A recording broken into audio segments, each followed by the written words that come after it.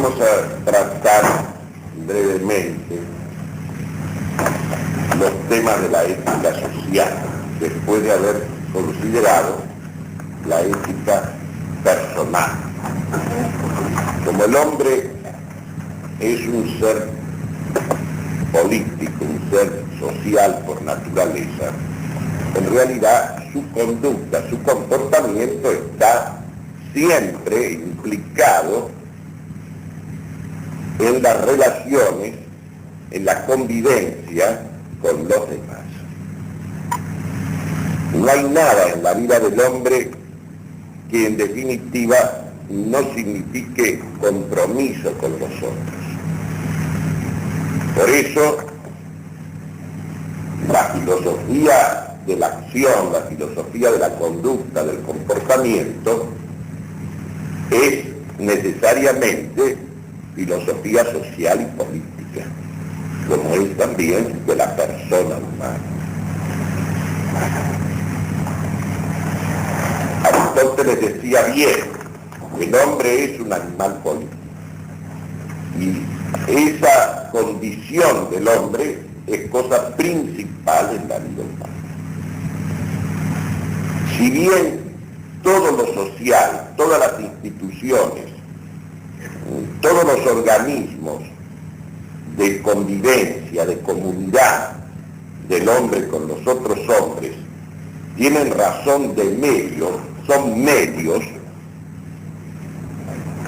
pero se trata de medios necesarios para el cumplimiento del fin del hombre. No solamente la familia, los órganos intermedios, el Estado, también la Iglesia es un medio.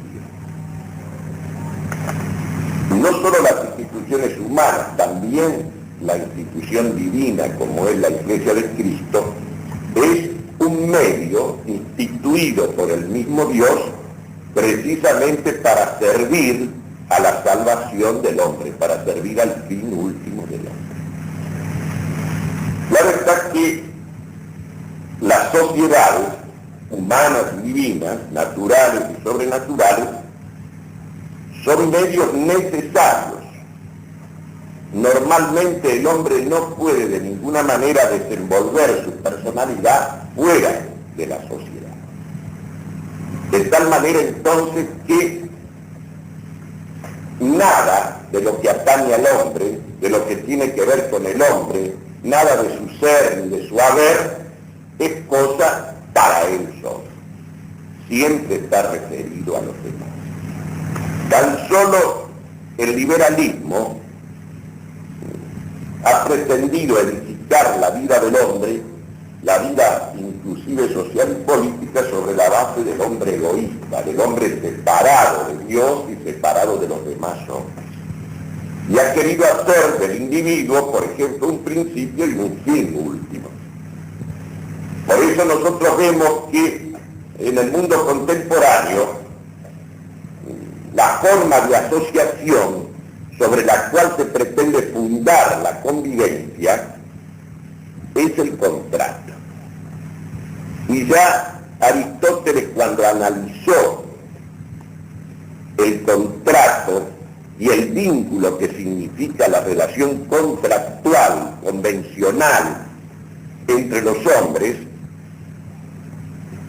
en la política, señaló que toda forma de asociación basada en una convención, basada en un contrato, en realidad no es una manera de unir a los hombres, sino más bien de separarlos, de asegurar su separación.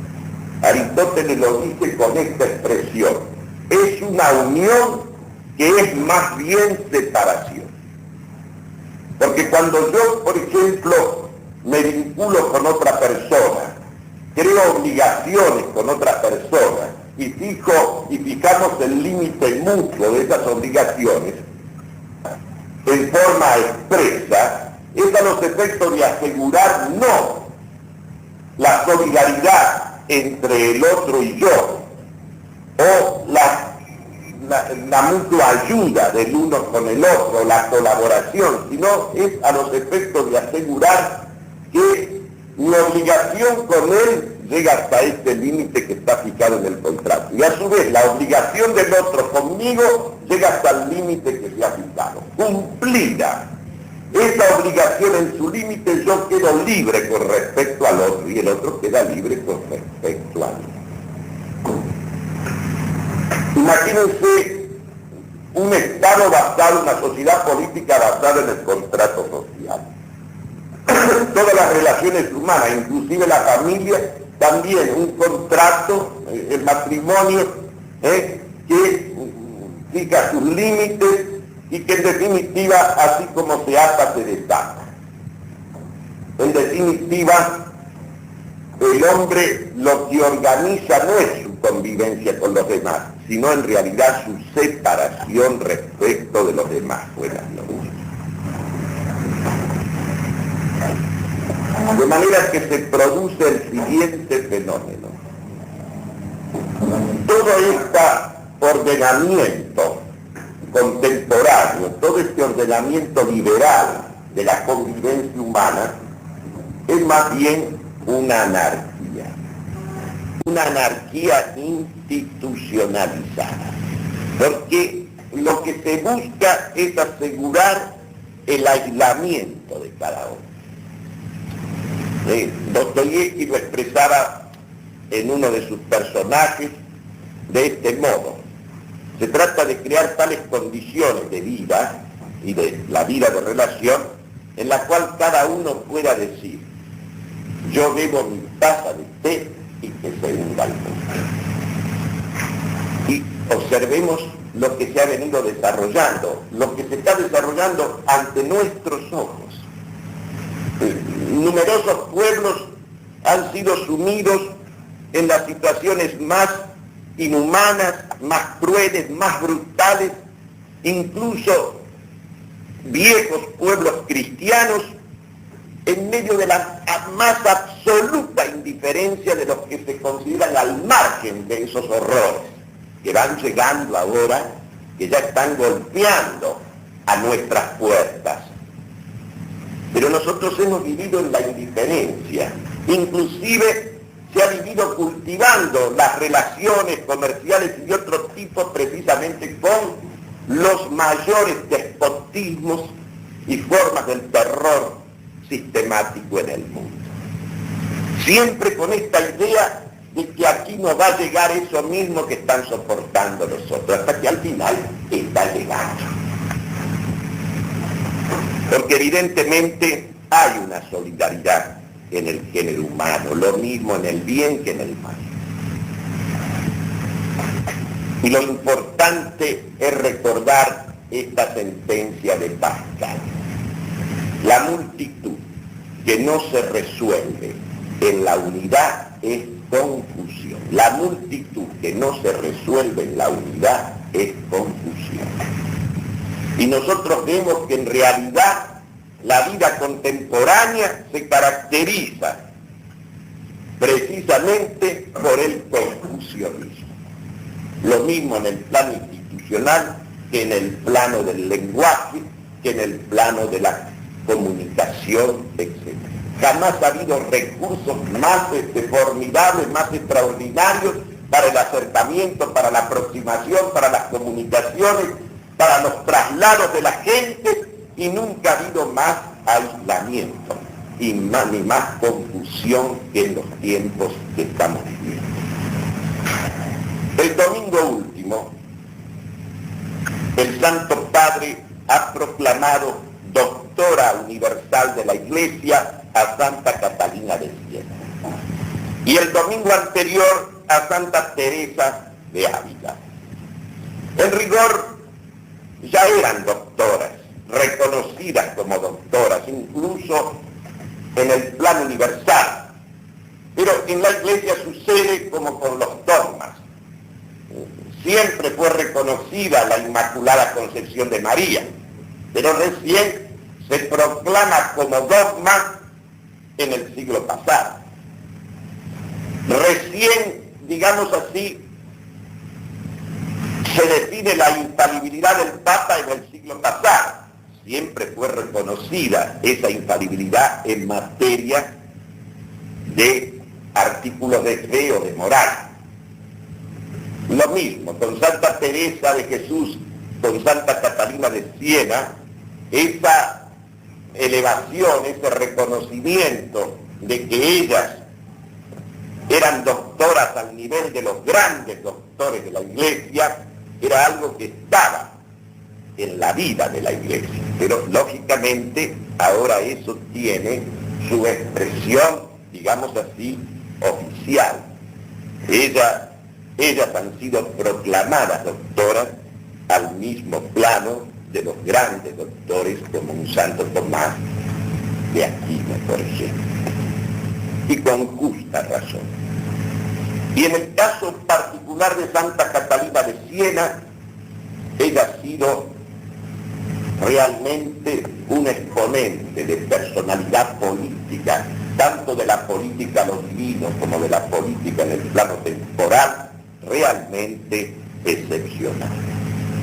Le tocó vivir en una época parecida a la nuestra, en una época de división, en una época de confusión, en una época que se había producido nada menos que el gran cisma de Occidente que llevó a cifrar primero al Papa, cambiar la sede romana por la sede de Aviñón. Hubo un momento en que hubo hasta 3 papas al frente de nuestra Santa Iglesia, quebrándose el principio fundamental de la unidad. Y lógicamente, como dice Pascal, cuando la multitud no se resuelve en la unidad, todo es confusión. Y en esa confusión, en el seno mismo de la Iglesia, le tocó vivir a Santa Catalina de Siena. Y ella, que era terciaria dominicana, discípula de Santo Tomás de Aquino, a ella le tocó también vivir ya en una época en que dominaba en la vida de la inteligencia dentro de la Iglesia el nominalismo. Es decir, una verdadera disminución de la mente para la verdad, una pérdida del sentido del ser y de las esencias, un relativismo hasta llegar precisamente a reducir la vida del pensamiento a, digamos así, la economía de los nombres convencionales. De tal manera que es curioso que hay una correlación entre la decadencia de la metafísica y de la teología con el confusionismo en la política. Y se comprende que sea así, porque es como decía Hegel a principios del siglo pasado. Dice, así como es patente cuando en el templo de Dios está ausente el Dios vivo, así como es patente esa desolación, ese vacío, esa ausencia de Dios, también es patente en la vida de los pueblos la ausencia de la metafísica. Un pueblo sin metafísica es un pueblo donde no existe el espíritu que medita en la esencia y en el fin de la existencia. Y ese pensamiento, esa meditación esencial, esa contemplación superior, tiene tal proyección práctica que cuando está ausente, la política deja de ser una sabiduría, una prudencia y se convierte en una habilidad como en los días que vivimos. El llamado de Santa Catalina, desde el Papa Gregorio XI, por ejemplo, hasta los priores de las comunidades y de las ciudades de su tiempo, a los príncipes de la Iglesia, tenía un lenguaje que tiene hoy una fuerza, una actualidad, una presencia realmente fulgurante.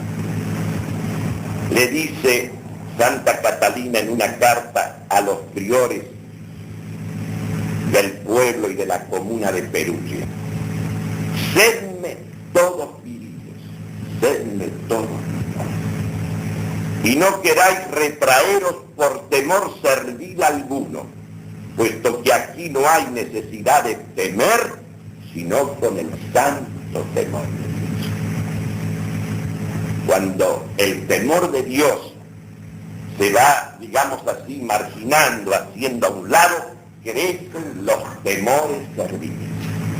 Así como en el siglo XIV, en este siglo XX, vive abrumar a la gente, por ejemplo, en nuestro país, de temores serviles. Y la sabiduría es sustituida por una simple habilidad. El lenguaje de las definiciones sustituido por las adulaciones, la adulación a la multitud, al número. Una de las expresiones más repulsivas de ese espíritu de adulación y de servilismo. Nos domina, nos devora. En cambio, Catalina, primero, sabía que la unidad es todo, sobre todo en la vida de la Iglesia.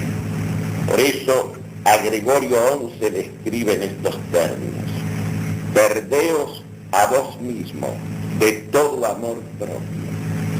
No os améis por vos mismos, ni por vos mismo a las criaturas, sino amaos y amad al prójimo por Dios y a Dios por Dios, en cuanto Él es digno de ser amado y en cuanto es sumo y eterno bien.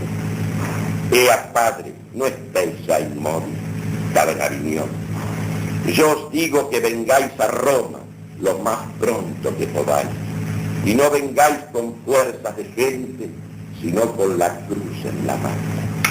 Ven. Es decir, que venga el Papa, es como si fuera a llamar a Cristo mismo, a presidir desde la cátedra, desde el magisterio, desde esa Roma que es el asiento de la Iglesia universal. Que venga, porque sólo allí está la fuente de la unidad, sólo allí está la superación de la confusión. Por eso, Catalina, que tenía el más profundo sentido político, repito, de la política a lo divino y de la política a lo humano, indivisible de la otra, ella colocaba por sobre toda cosa la verdad. La política debe ser la política de la verdad. Uno advierte en el día de hoy que no hay otra salida que la verdad, porque todo ha sido ensayado ya. Todas las mentiras, todas las fabulaciones, todas las ficciones han sido ensayadas. No queda más que la verdad para ensayar. Y habría que ver qué es lo que pasa con la verdad. Al menos Santa Catalina creía que ahí estaba la eficacia, la eficiencia. A Urbano VI, sucesor de Gregorio, le escribe: ¿y qué verdad conoceremos, Santísimo Padre?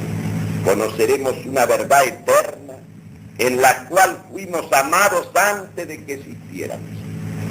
¿Dónde la conoceremos?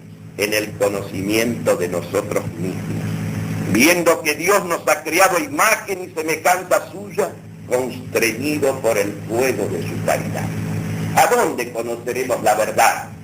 En nosotros mismos, en cuanto nosotros somos imagen y semejanza, un reflejo de Dios mismo en nuestra alma espiritual e inmortal.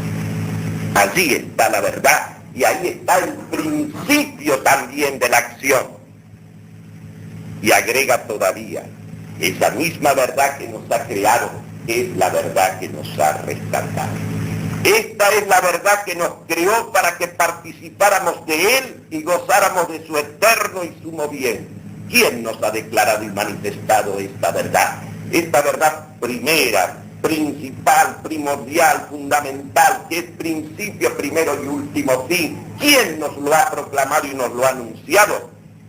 La sangre del humilde e inmaculado Cordero, del cual habéis sido hecho vicario y bodeguero, le dice al Papa, que tenéis las llaves de la sangre, en la cual sangre fuimos recreados a la gracia.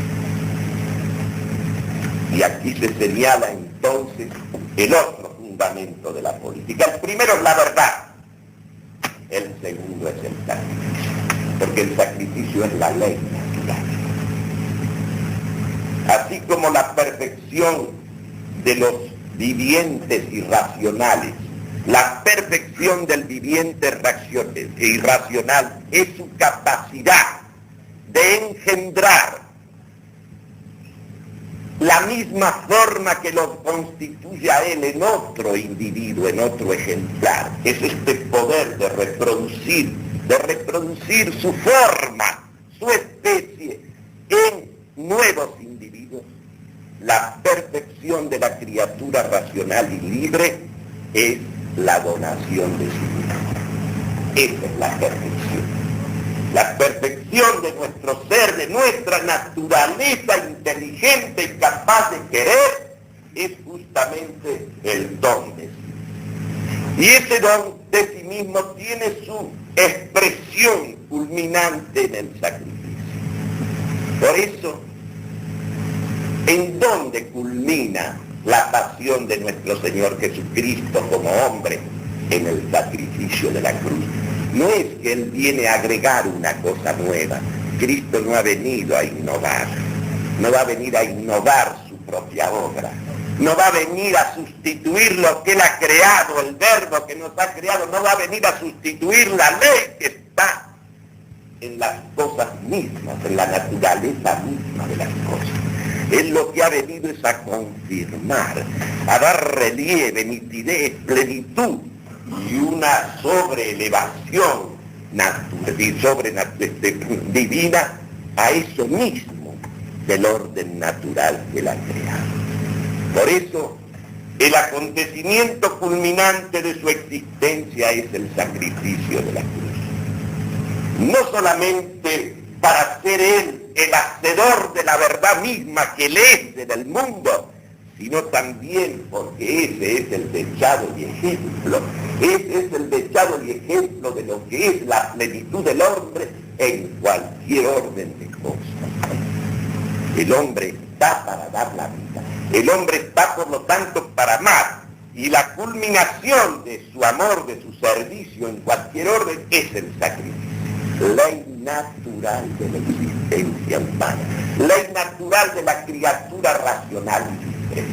Una verdadera política que sea sabiduría divina y humana, que sea realmente prudencial, es primero la política de la verdad, después la del sacrificio. Porque si uno analiza cualquier empresa humana, cualquier institución humana que los hombres integran, en lo que los hombres son solidarios y están comprometidos, uno va a ver que el fundamento de esa empresa, pequeño o grande, es el sacrificio. ¿Cómo se sostiene una familia? ¿Cómo puede haber una modesta, una familia cualquiera, la unión de un hombre y una mujer para tener hijos y educarlos? ¿Cómo se puede sostener esa institución sin el sacrificio? Sin la disposición para el sacrificio de los que la integran, o al menos de uno de ellos, que va a salvar, precisamente haciéndose pedazo, va a salvar la unidad, el orden, la continuidad de la familia. Y lo mismo que decimos de la familia lo podemos decir de cualquier cosa, de la escuela, de la universidad, de una empresa económica, social, con verdadero sentido de empresa del hombre. Es siempre un ministerio de servicio. Lo mismo es el Estado, lo mismo es la función del político, del mando, del que ejerce el mando.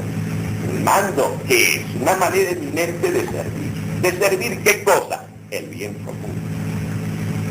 Porque necesariamente, puesto que el hombre es por naturaleza social, puesto que el hombre para realizar su propio destino personal necesita de los otros, como necesita antes que todo de Dios, entonces el bien común temporal y el bien común absoluto, sobrenatural, trascendente, que Dios mismo, eso es, digamos así, el fin, los fines hacia los cuales tiende toda la actividad humana. Y la persona no puede realizarse como persona fuera del bien común, tanto del bien común temporal como del bien común eterno. Lógicamente, ¿para qué? ¿Qué significa esa política de la verdad y esa política del sacrificio? Lo mismo para la institución, para la sociedad perfecta divina que es la Iglesia, como para la sociedad perfecta que es el Estado en el orden temporal. ¿Qué es lo que ha de animar? ¿Cuál es el impulso? ¿Cuál es la fuerza? Esa fuerza es la caridad junto con la justicia. Los paganos decían la justicia y la amistad. Los cristianos decimos la justicia y la caridad. Y miren cómo Santa Catalina, escribiendo al cardenal Pedro de Ostia, definía este sentido de la conjugación indispensable de esta fuerza de la justicia, que sin la caridad no es solución, como la caridad sin la justicia tampoco lo es. La caridad es aquel dulce y santo lazo que liga el alma con su Creador. Ella enlaza a Dios en el hombre, al hombre en Dios. Esta caridad inestimable tuvo atravesado a Dios hombre sobre el leño de la Santísima Cruz, la verdad crucificada por amor. Ella concuerda a los discordes, une a los separados, enriquece a aquellos que son pobres en la virtud, puesto que da vida a todas las virtudes. Ella da la paz y quita la guerra, da paciencia, fortaleza y larga perseverancia en toda buena y santa operación.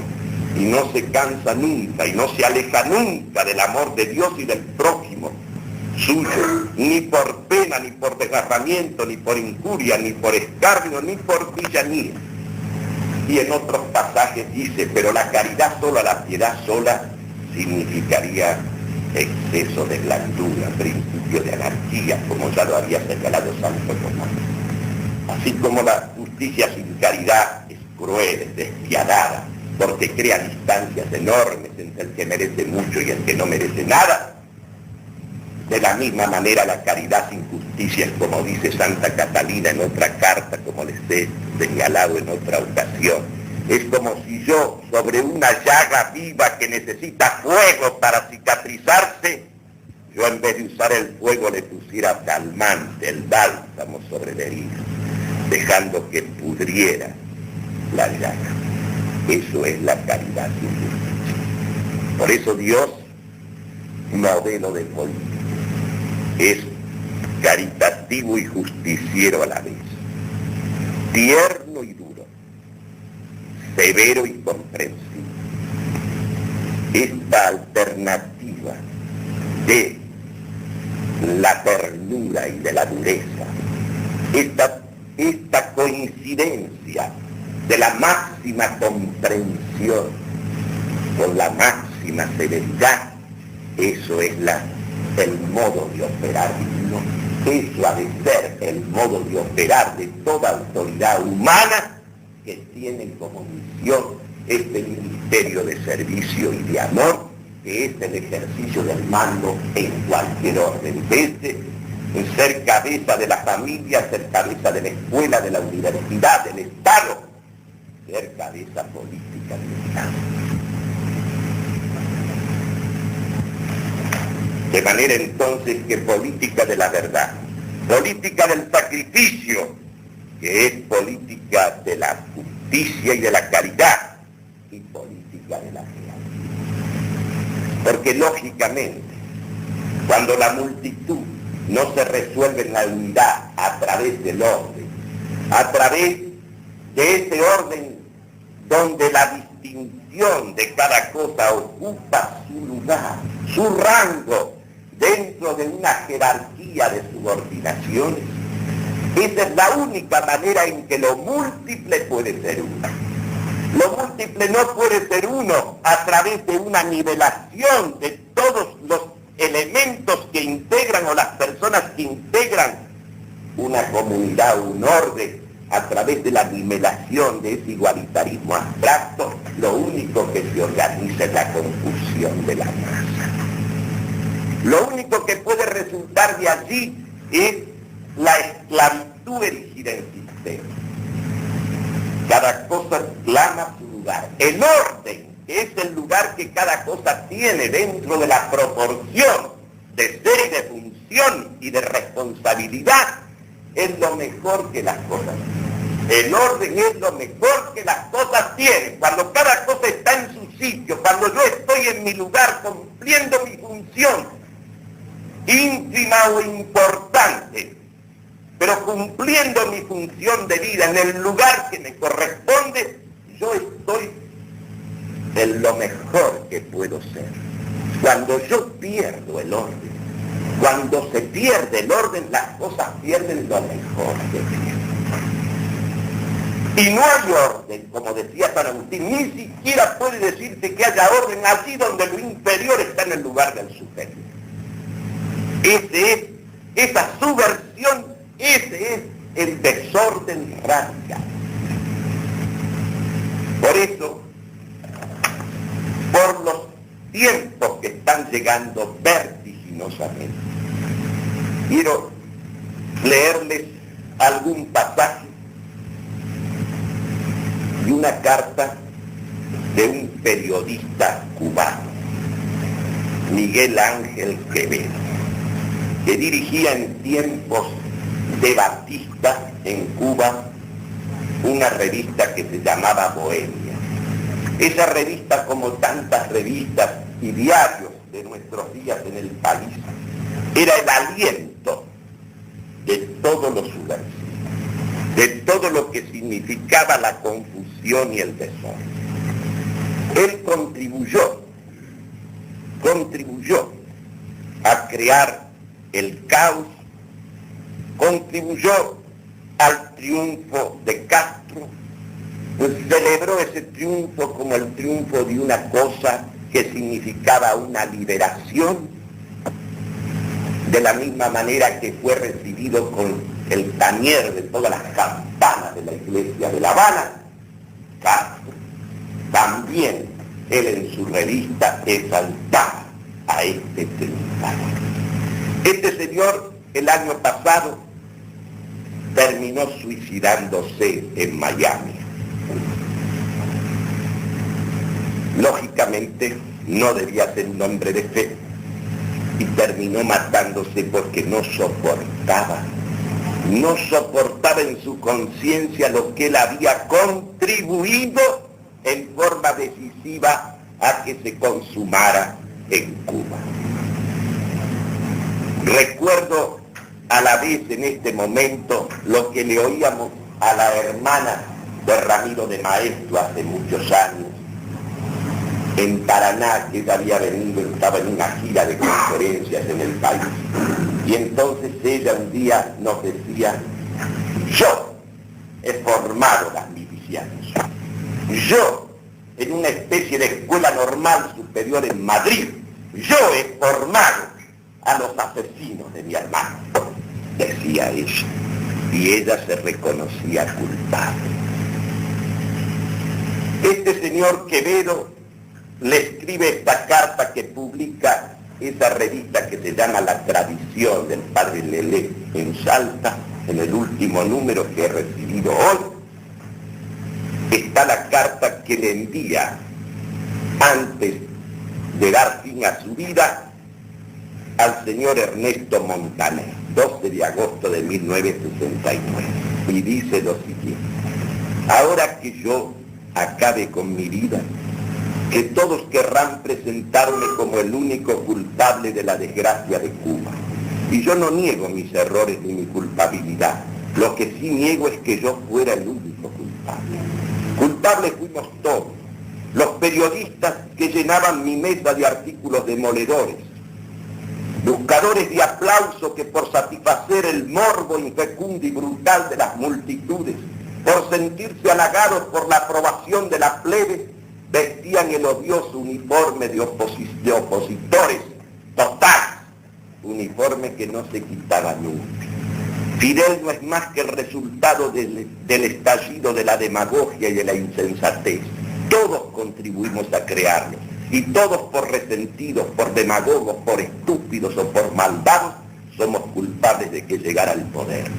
Los periodistas que, conociendo la hoja penal de Fidel, su participación en el Bogotazo comunista, el asesinato de Manolo Castro y su conducta gangsteril en la Universidad de La Habana, pedíamos una amnistía para él y sus cómplices en el asalto al cuartel Moncada cuando se encontraba en prisión.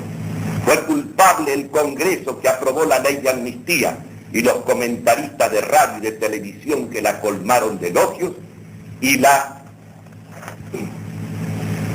chusma que la aplaudió delirantemente en las graderías del Congreso de la República, y refiriéndose a su revista a la que él había dirigido, dice: Bohemia no era más que un eco de la calle, aquella calle contaminada por el odio que aplaudió a Bohemia cuando Bohemia inventó los 20.000 muertos, invención diabólica del dictómano Enriquito de la Osa, que sabía que Bohemia era un eco de la calle, pero que también la calle se hacía eco de lo que publicaba Bohemia.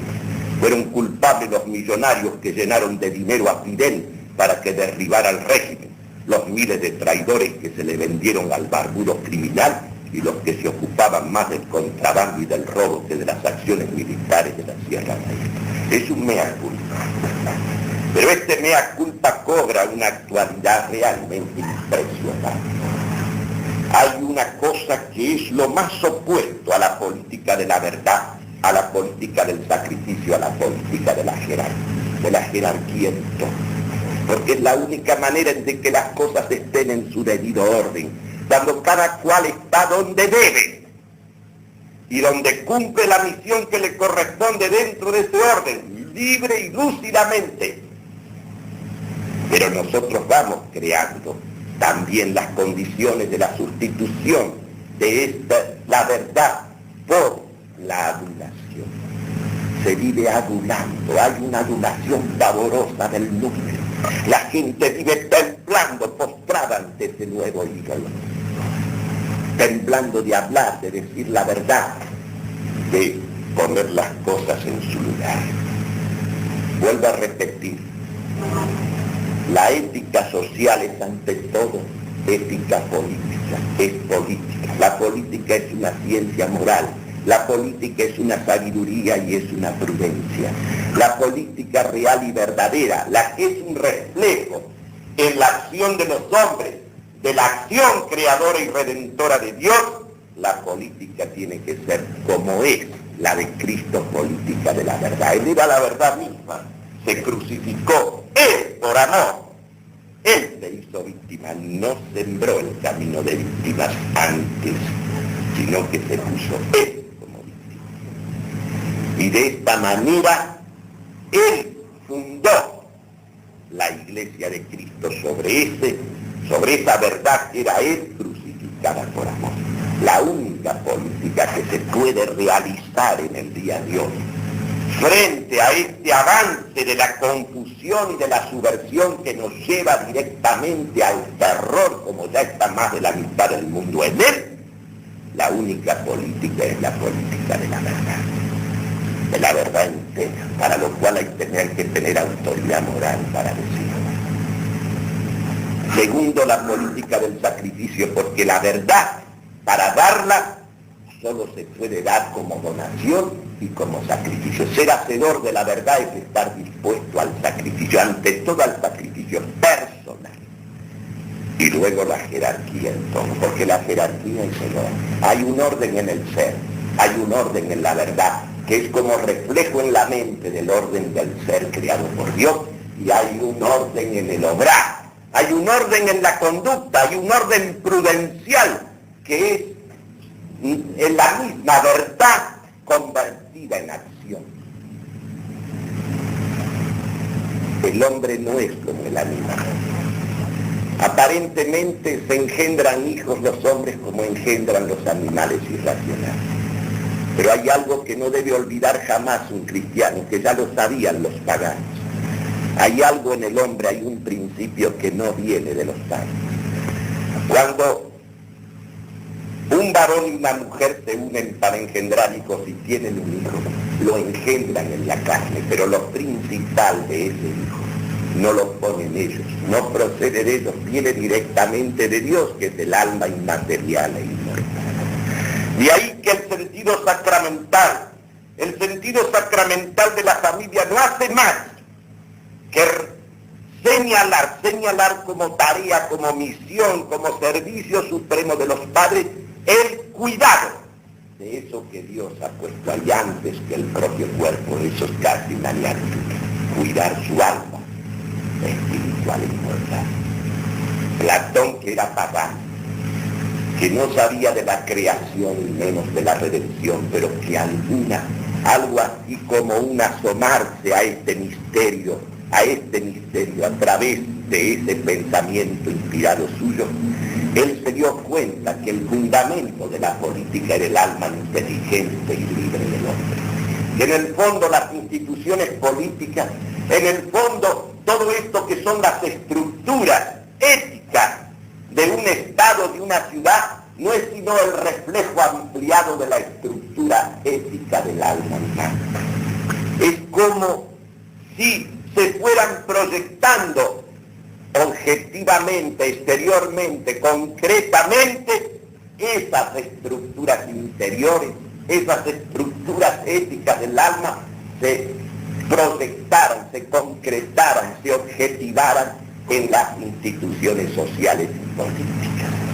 Cuando el alma está realmente asentada en la verdad, cuando el alma está dentro del orden, dentro de la jerarquía y en esa disposición permanente al sacrificio, entonces las instituciones que traducen, que reflejan el alma, lo eterno de cada hombre, no son nada más que como un reflejo del cielo o de Dios, así como el alma que está en el debido orden es la imagen y semejanza de Dios que la ha creado. Es evidente que nunca una jerarquía, un orden debido ha surgido de abajo para arriba, jamás. Siempre está la presencia de un Señor. La autoridad es cosa primera y principal. La autoridad es la causa formal, es la causa de la unidad. Sin autoridad no hay unidad, no hay orden, no hay jerarquía y por lo tanto no puede tampoco haber ejercicio de la libertad. Porque la libertad tiene que ser en el orden y el orden lo funda la autoridad. Y la autoridad solamente la ejerce el que tiene el señorío, aquel que posee la soberanía, que se la delega a Dios, al que ejerce el poder como Dios. En la cancha se ven los pingos. Uno sabe que un gobernante es legítimo no por el origen, que es accidental. Se puede llegar al poder o ser titular del poder por 1000 motivaciones o caminos accidentales en la historia.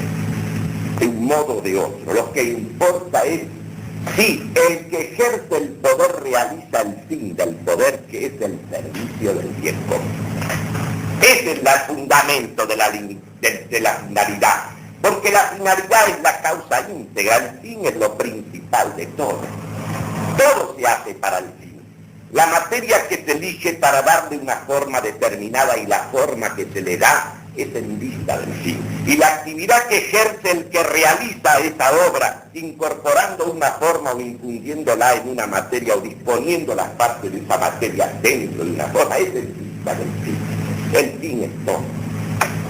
Siempre hay que empezar por el para qué, para saber si aquel que es titular del poder es realmente, lo ejerce con legitimidad, se trata de saber si cumple con el poder.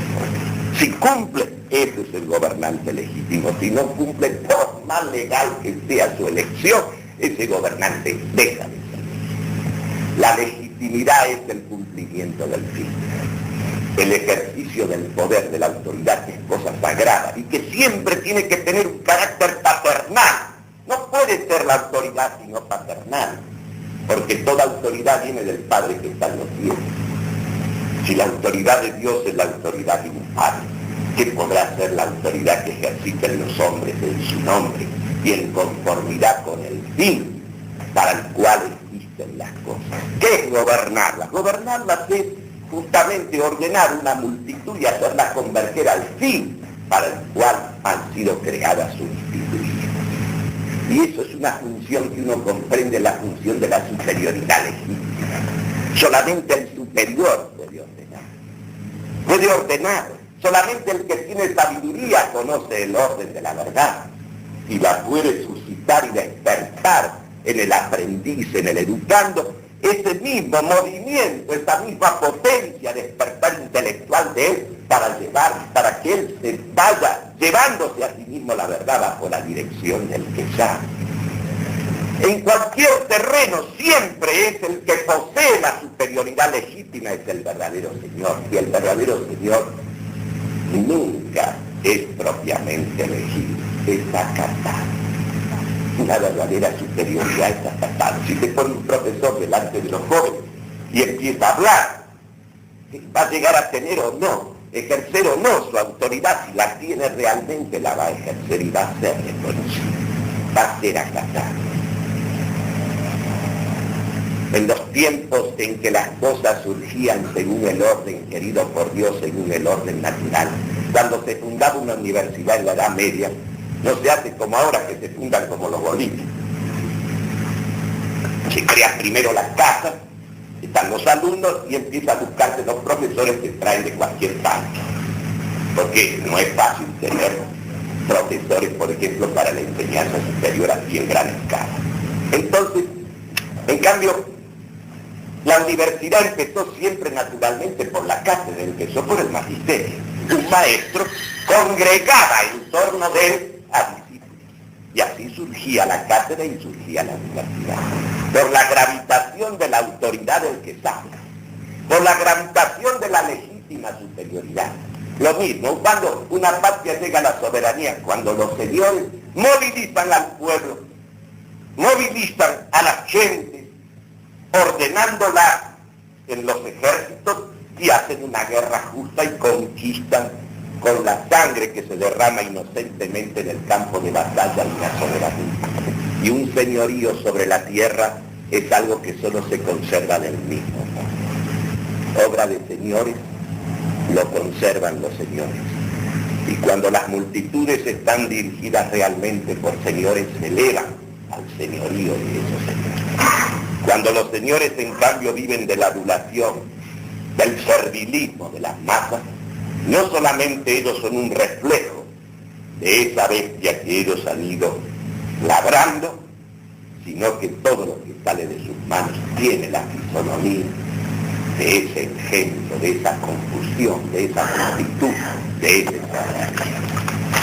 De manera entonces que vamos a continuar hablando de esta cosa eminentemente ética que es la política, la ciencia y la prudencia arquitectónica, lo más importante en el orden de la convivencia humana en el plano temporal. Un momento, doctor, por favor, el nombre de la revista y la sección.